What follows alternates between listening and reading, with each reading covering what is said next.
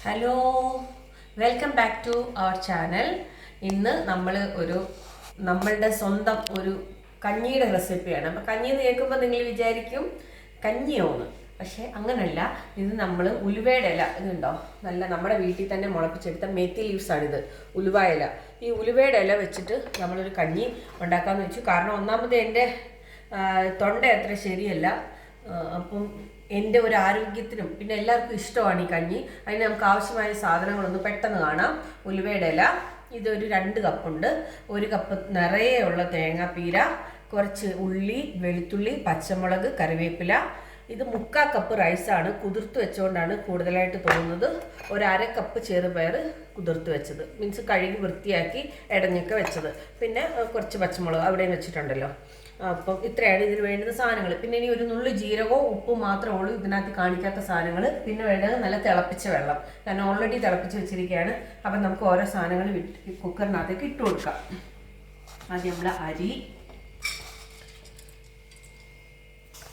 അരിയും ചെറുപയറും കൂടെ നമ്മൾ ഇട്ട് കൊടുക്കുന്നു. കഞ്ഞി ഭയങ്കര ടേസ്റ്റിയാണ്. കഞ്ഞി കുടിക്കാത്തവർക്ക് ഇഷ്ടപ്പെടും, കാരണം അത്രയ്ക്ക് രുചിയാണ് ഇതിന്. പിന്നെ ഇത് ഭയങ്കര ഹെൽത്തിയാണ്. ഉലുവയുടെയൊക്കെ ഗുണങ്ങൾ നമ്മൾ പറയാതെ തന്നെ എല്ലാവർക്കും അറിയാമല്ലോ. സ്കിന്നിനും ഹെയറിനും ഒക്കെ നല്ലതാണ്. അത്രയും നമ്മൾ പയറും ചെറുപയറും ഇതും കൂടി ഇട്ട് കൊടുത്തു. ഇനി അതിനകത്തേക്ക് നമുക്ക് വെള്ളം ഒഴിച്ചു കൊടുക്കാം. ഇതിന് ആവശ്യത്തിന് അളവ് ഞാൻ വെള്ളത്തിൻ്റെ അളവും കൂടെ പറഞ്ഞു തരാം, അതായിരിക്കും കുറച്ചുകൂടെ നന്നാവുക. നല്ല ചൂടുവെള്ളമുണ്ട്, ഇത് പിടിക്കാൻ പറ്റുന്നില്ല.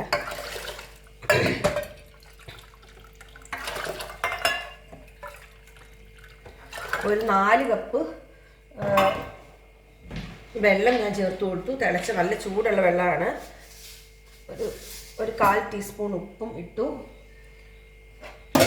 നമുക്ക് കുക്കർ അങ്ങോട്ട് ഓൺ ചെയ്ത് കൊടുക്കാം.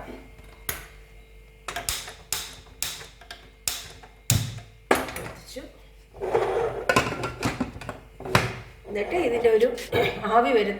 തിളച്ച വെള്ളമായിട്ട് വേഗം തന്നെ ആവി വരും. ആവി വന്നു കഴിഞ്ഞ് നമ്മൾ ഇതിന് വെയിറ്റ് വെച്ച് കൊടുക്കണം. കുക്കറിൻ്റെ വെയിറ്റ് വെച്ച് കൊടുക്കണം. വെയിറ്റ് ഇവിടെ എടുത്ത് വെച്ചിട്ടുണ്ട്. അപ്പോൾ ആവി വന്നു കഴിയുമ്പോൾ ഇതിട്ട് കൊടുക്കാം. ഇതിട്ട് കൊടുത്തു കഴിഞ്ഞാൽ നമ്മളൊരു കുത്തരിയാണ്. ഒരുപാട് നേരം ഒന്ന് കുതിർത്ത, അല്ലെങ്കിൽ നല്ലപോലെ സമയം എടുക്കും. ഓരോ അരിക്കും ഓരോ വേവാണ്. നമുക്ക് കഴിഞ്ഞ ആഴ്ച വരെ ഇവിടെ ഉണ്ടായിരുന്ന ഒരു അരിക്ക് 1 വിസിൽ 2 വിസിൽ കൊണ്ട് വേവായിരുന്നു. അത് കുന്നല്ലരി പോലെ അത്ര നല്ല ഭയങ്കര പെട്ടെന്ന് കുഴഞ്ഞു പോകുന്ന ടൈപ്പ് ഒരു അരിയായിരുന്നു. പക്ഷേ ഈ അരി എന്ന് വെച്ച് കഴിഞ്ഞാൽ കുറച്ച് പ്രോസസ്ഡ് ആണെന്ന് തോന്നുന്നു. ഇത് കഴുകുമ്പോൾ തന്നെ കയ്യിലൊക്കെ കളറും ഒരു മെഴുമെഴുപ്പും ഒക്കെ വരുന്നുണ്ടായിരുന്നു. അങ്ങനെ എനിവേ ഞാനത് കുക്കറിനകത്ത് വെച്ചു. ഇനി നമുക്ക് ആ സമയം കൊണ്ട് ഇതൊന്ന് അരച്ചെടുക്കണം. എന്താ അരച്ചെടുക്കേണ്ടത്? തേങ്ങയും ഉള്ളിയും വെളുത്തുള്ളിയും അതിലേക്ക് ആവശ്യത്തിനുള്ള ജീരകവും കൂടി ഇട്ട് കൊടുക്കാം.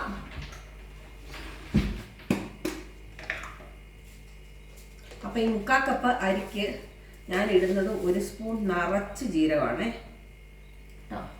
1-1.5 സ്പൂണൊക്കെ ഇട്ടാലും നല്ല. ജീരകവും നല്ലതാണ്. പ്രത്യേകിച്ച് നമുക്ക് പനി, ചുമ, കഫക്കെട്ട് ഒക്കെ ഉള്ളവർക്കും കഫത്തിൻ്റെയൊക്കെ പ്രശ്നമുള്ളവർക്കൊക്കെ ജീരകം വളരെ നല്ലതാണ്. പിന്നെ തണുപ്പ് കാലാവസ്ഥയിൽ ജീരകം കുറച്ച് ചൂടും തരുമെന്നാണ് കേട്ടിട്ടുള്ളത്. അറിയില്ല കേട്ടോ, നമ്മൾ ആയുർവേദ ഡോക്ടറൊന്നും അല്ലല്ലോ, അത്ര കൃത്യമായിട്ട് അറിയില്ല. എന്നാലും നല്ലതാണ് ജീരകം കഴിക്കുന്നത്.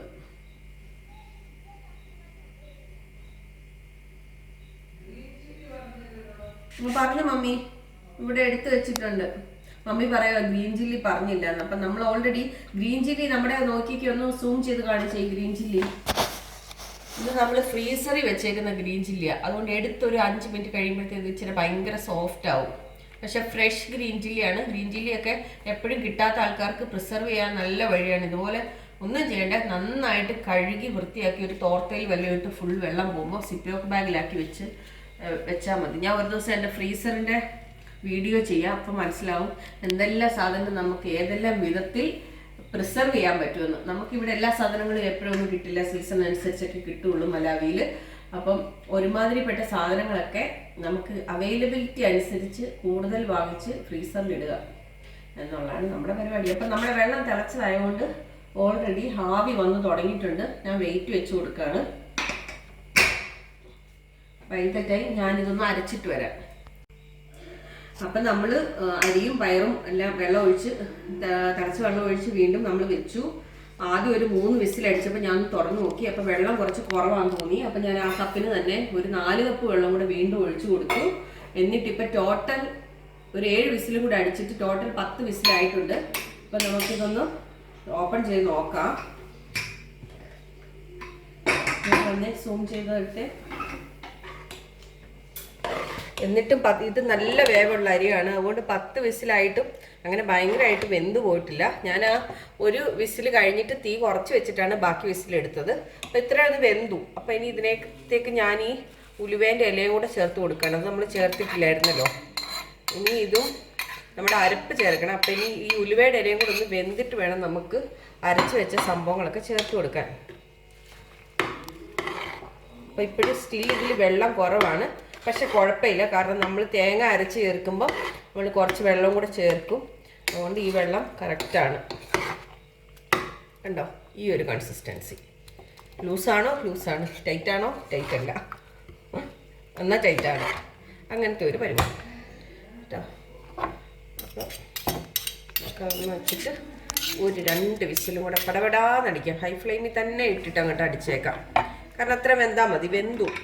ഈ ചോറിൻ്റെ ഒരു പ്രത്യേകത, അത് വെന്താലും ഇങ്ങനെ പയർ പോലെ കിടക്കും. അത് വരട്ടെ, 2 വിസിലടിക്കട്ടെ.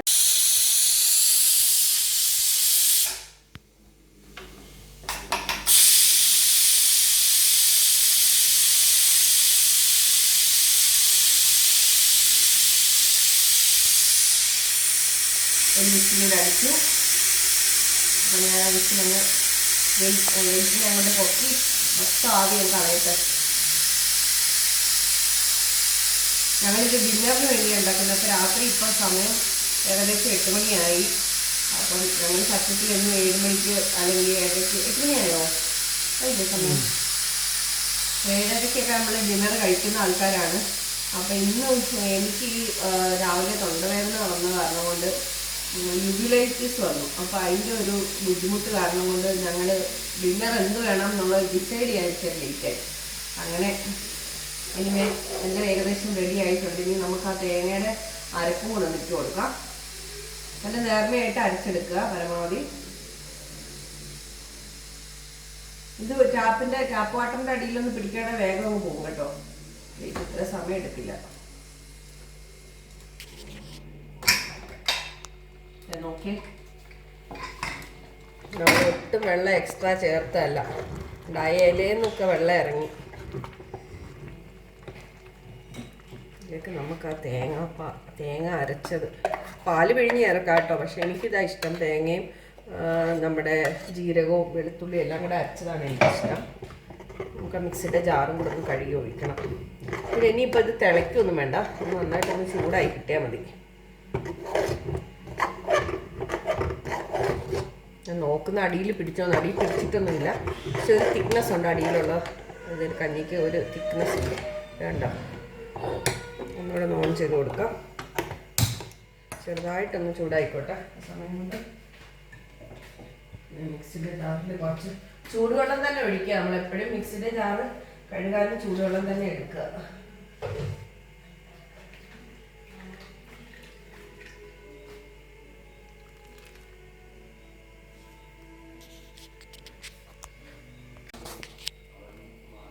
അപ്പം നമ്മുടെ നല്ല അടിപൊളി ടേസ്റ്റി ആയിട്ടുള്ള കഞ്ഞി റെഡി ആയിട്ടുണ്ട്. നമുക്കിനി എത്രയും പെട്ടെന്ന് സെർവിങ് പ്ലേറ്റിലേക്ക് ആക്കി ഒന്ന് ടേസ്റ്റ് ചെയ്തൊക്കെ കാണിക്കാം. ഓക്കെ, ഇളക്കണ്ട കേട്ടോ തേങ്ങ ചേർത്ത് കഴിഞ്ഞാൽ.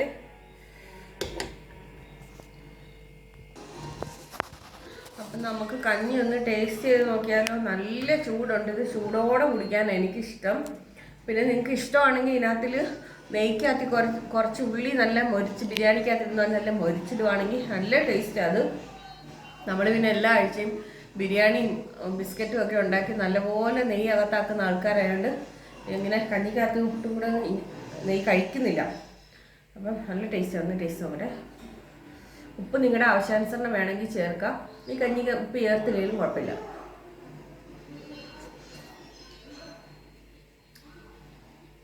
നല്ല ടേസ്റ്റ്. ഒന്ന് ടേസ്റ്റ് എന്ന് വെച്ചാൽ നമ്മൾ പയറും കഞ്ഞിയും പയറും കൂടെ വേറെ വേറെ കഴിച്ചിട്ടുണ്ടാവും. ഉലുവാക്കഞ്ഞി കർക്കിടകഞ്ഞിയൊക്കെ കുടിച്ചിട്ടുണ്ടാവും. പക്ഷെ ഉലുവയുടെ ഇല മാത്രം ഇട്ടിട്ട് ഇങ്ങനെ പയറിട്ട് കഞ്ഞി വെച്ചാൽ പ്രത്യേക ടേസ്റ്റാണ്. നിങ്ങൾക്ക് ഭയങ്കരമായിട്ട് ഇഷ്ടപ്പെടും. അച്ചാറിൻ്റെ പപ്പടത്തിൻ്റെ ഒന്നും ആവശ്യമില്ല. വേണ്ടവർക്ക് അതൊക്കെ ആവാം. എനിക്കിത് ഒന്നും വേണ്ട. അടിപൊളി ടേസ്റ്റ്. വേണമെങ്കിൽ തൈരും ഇതിൻ്റെ കൂടെ കഴിച്ചാൽ നല്ല ടേസ്റ്റ് ഉണ്ടാവും. പക്ഷെ എനിക്കൊന്നും വേണ്ട. നല്ല ടേസ്റ്റ്, അടിപൊളി.